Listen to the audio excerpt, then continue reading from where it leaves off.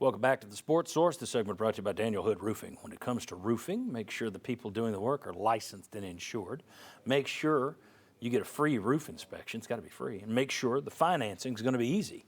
Well, you get all that when you turn to Daniel Hood Roofing. You get all that and more. For the more, check out danielhoodroofing.com. You'll also see miles and miles of testimonials down there from people who've trusted Daniel Hood and his team and have been happy with the results.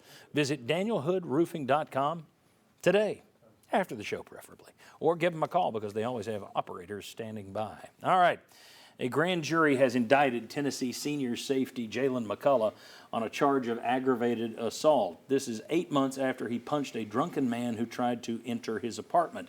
It is a he said kind of a deal as to how many punches were thrown, where were the punches thrown, did he follow him out into the hall and continue beating him, did the guy come back into the house? The grand jury at least heard enough to indict.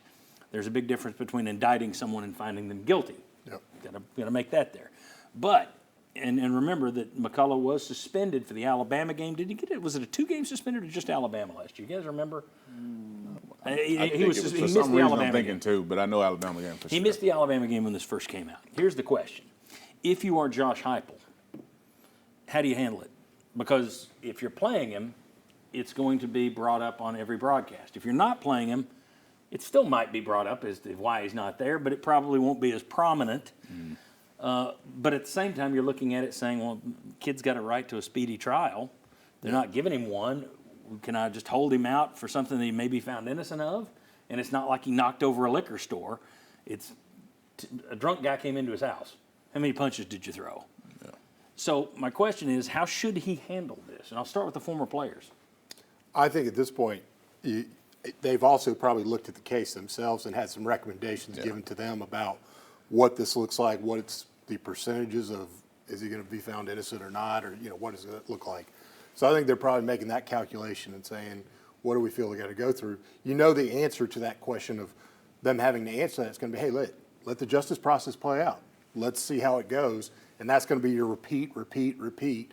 And I think they're going to end up playing him and putting him in the league until further things come out or the trial process goes through and if he was found guilty. So 2 things on that, exactly what you just said. Usually in these situations, Heupel has somebody that's got the information, knows what's going on in the courtroom, know the case. So if he's deciding to play him, he's got some education on the other side that's giving him a lot more information than what's actually out in the public.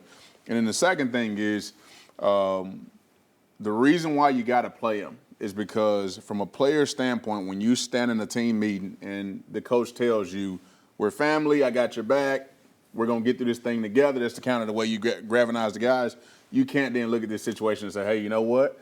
This situation is still dragging on, we're going to keep you out. When we already suspended you for, let's say, 2 games or Alabama game, where it's the biggest game of the season. So, but you're talking about this situation. Yeah. I mean, there are other crimes. There's other crimes. Like you said, you where- held up a liquor store at a gunpoint. Right, exactly. We got a whole different. If he knocked or a woman's- domestic situation. knocked a Yeah, woman's that's teeth out, completely that's a little different. bit different. Yeah, completely exactly. different. Absolutely. Vince and Will, quickly, let me ask you guys this.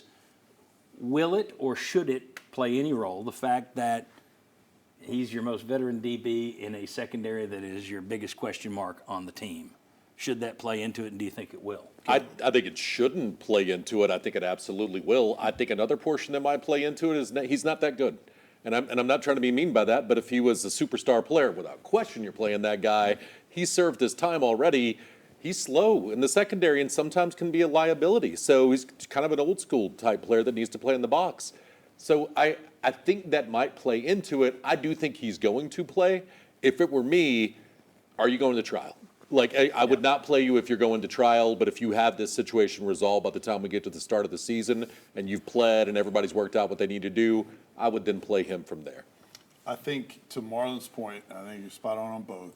If you're trying to send the message that you have your players back and moving forward, that say he is innocent or he's not indicted and you held him out, in the future, somebody's going to use that against you. And so I think that it should not matter the position, the kind of player, because those are the kind of things that will be brought back to you either way. back of your mind, though, if you need him and you're projecting him as a starter, it's hard not to think about that. One thing I will point out, though, as we discuss this, there haven't been many of these discussions since Josh Heupel arrived. No? There have not been many disciplinary issues here at Tennessee since Heupel arrived, and knock on wood, that stuff can change at any minute. Check our Twitter feeds, but kudos to that so far that we aren't having to talk about a lot of these situations. All right, when we come back, we're going to speed up here.